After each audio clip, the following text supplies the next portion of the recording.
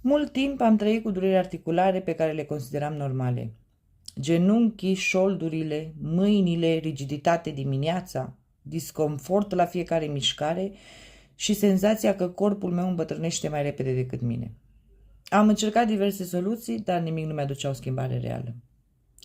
Când am început să folosesc imunocal, nu mă așteptam la minuni peste noapte. Însă știam că organismul meu are nevoie de sprijin din interior, nu doar de mascarea durerii. După o perioadă am început să simt diferența. Inflamația s-a redus, articulațiile au devenit mai flexibile, iar durerile zilnice nu mai sunt cele care îmi dictează ritmul. Mă mișc mai ușor, urc scările fără teamă, diminețile nu mai sunt un chin.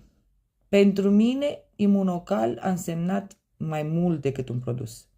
A fost un ajutor real pentru regenerare, pentru echilibru, pentru a-mi recăpăta încrederea în propriul corp. Astăzi știu că durerile articulare nu trebuie acceptate ca o normalitate.